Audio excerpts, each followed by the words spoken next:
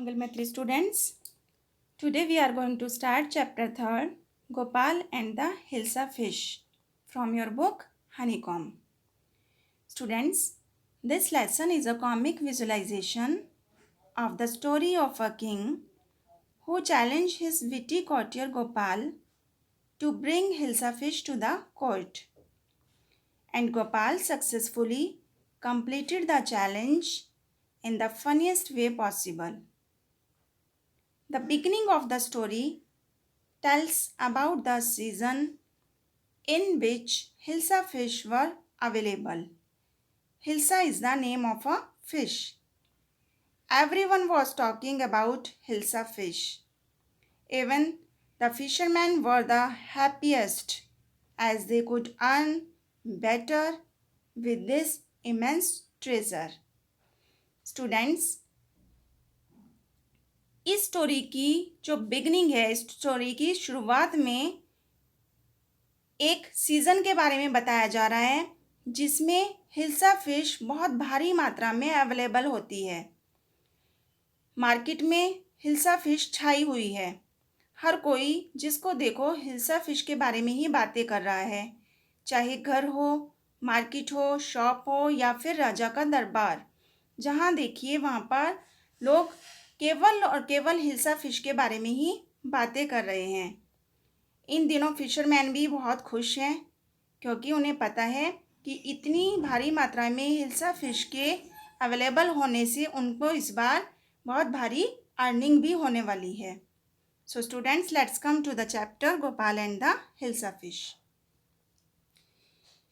It was the season for hilsa fish. Hilsa fish का season था। The fisherman caught a lot of them. मछुआरों ने बहुत भारी मात्रा में मछलियाँ पकड़ी थी। They sold them in the market. वो उनको मार्केट में बेच रहे थे। The prices they said were down. उन्होंने कहा कि इस बार हिल्सा फिश के प्राइसेस बहुत डाउन हैं। This news was discuss by all householders. और ये न्यूज़ सभी गृहस्थियों तक पहुंच गई। सभी गृहस्थ इस बारे में डिस्कस करने लगे। They were amazed that the fish came to such a low price. सभी हैरान थे कि फिश इतनी कम दाम पर मिल रही थी। In the palace also the courtiers discuss the matter. Even palace में, महल में भी कोर्टियर्स इसी मैटर को डिस्कस कर रहे थे। A courtier showed the king a big fish he had caught. इसी बीच एक कोर्टियर एक बहुत बड़ी फिश पकड़कर लाया और उसने राजा को दिखाई। राजा पहले से ही थक चुका था, फ्रस्ट्रेट हो चुका था इस सब को सुन सुनकर, केवल हिल्सा फिश के बारे में सुन सुनकर। अचानक उसे ये सब देखकर गुस्सा आ गया। And he lost his temper. और वो बहुत बुरी तरह से गुस्सा हो गया। The courtier became silent and sad. उसने कोर्टियर को डांट दिया, लेकिन बेचारा कोर्टियर इस पर चुप रहा और उदास होकर खड़ा हो गया। The king realised his mistake. बाद में राजा को अपनी गलती का एहसास हुआ। He told that even Gopal couldn't stop anyone from talking about hilsa. राजा के दरबार में गोपाल नाम का एक बहुत बुद्धिमान व्यक्ति था और राजा ने कहा कि यहाँ तक कि गोपाल भी किसी को हिल्सा फिश के बारे में बातें करने से नहीं रोक सक रहा है। लेकिन गोपाल ये सब सुन रहा था। ही प्रोटेस्टेड। उसने इसका विरोध किया और उसने कहा ही कुड डू दैट, कि वो ऐसा कर सकता है, वो लोगों को हिल्सा फिश के बारे में बातें करने से रोक सकता है। Now the king challenge him to bring a fish to the palace without anyone asking a word about it. अब राजा ने ये सुनकर गोपाल को चैलेंज किया कि वो एक बड़ी सी फिश खरीद कर महल में लेकर आए, लेकिन ध्यान रहे इसके बारे में कोई भी एक भी वर्ड गोपाल से ना कहे। Since Gopal accepted the challenge, he started working accordingly. जब से गोपाल ने ये चैलेंज एक्सेप्ट किया, उसने उस पर काम करना शुरू कर दिया। First of all, he became half shaven and covered himself with ash. सबसे पहले गोपाल ने क्या किया, अपनी आधी दाढ़ी बनाई, आधी छोड़ दी। And covered himself with ash, और अपने ऊपर राख लपेट ली। Ash means राख लपेट ली।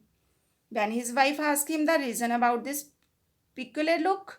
जब उसकी पत्नी ने उससे उसके इस peculiar मीन्स खास लुक का कारण पूछा, he said that he was dressing up to buy a Hilsa fish. तो गोपाल ने कहा कि वो हिल्सा फिश खरीदने जा रहा है, इसलिए वो ऐसा उसने ड्रेसअप बना रखा है. His wife thought he had gone mad. उसकी पत्नी ने सोचा कि गोपाल तो पागल हो गया है.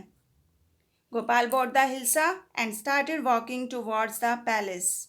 गोपाल ने हिल्सा खरीदी और महल की ओर चल दिया. A child cried that the man was comical. रास्ते में एक बच्चे ने उसको देखा, वो चिल्लाया कि वो देखो फनी लुकिंग आदमी जा रहा है, कॉमिकल आदमी जा रहा है, जोकर जा रहा है. Another called him a madman. किसी ने उसे पागल आदमी कहा. The third mistook him for a mystic. किसी ने कहा कि नहीं नहीं, ये तो कोई रहस्यमयी आदमी है. But no one talked about the fish. लेकिन किसी ने भी उसकी फिश की तरफ ध्यान नहीं दिया. Now Gopal reached the court. अब गोपाल राजा के दरबार में पहुंचा. He told the guards that he wanted to see the king. उसने गार्ड से कहा कि उसे राजा से मिलना है. They didn't allow him to enter. Gopal की इस अपीयरेंस को देखकर उन्होंने उसको अंदर जाने की परमिशन नहीं दी.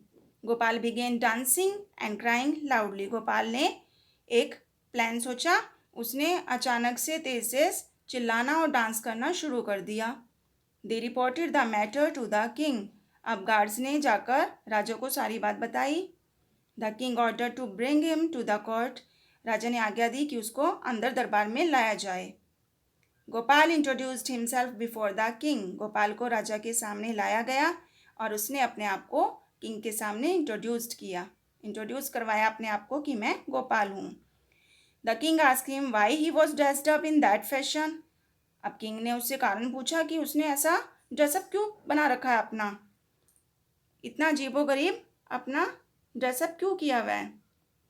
Gopal explain that when he was coming to the palace not a single man spoke about hilsa fish.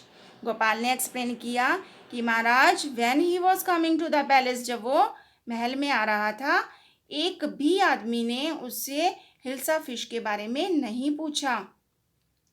Everyone got attracted towards his peculiar look. हर कोई उसके इस खास लुक की ओर अट्रैक्ट हो रहा था. They didn't mind the fish. उन्होंने फिश की तरफ तो ध्यान भी नहीं दिया. The king remembered the challenge he had thrown to Gopal. अब राजा को अपना चैलेंज याद आया जो उन्होंने गोपाल को किया था कि वो एक बड़ी सी फिश लेकर आएगा, लेकिन ध्यान रहे रास्ते में कोई भी उसे फिश के बारे में नहीं पूछेगा.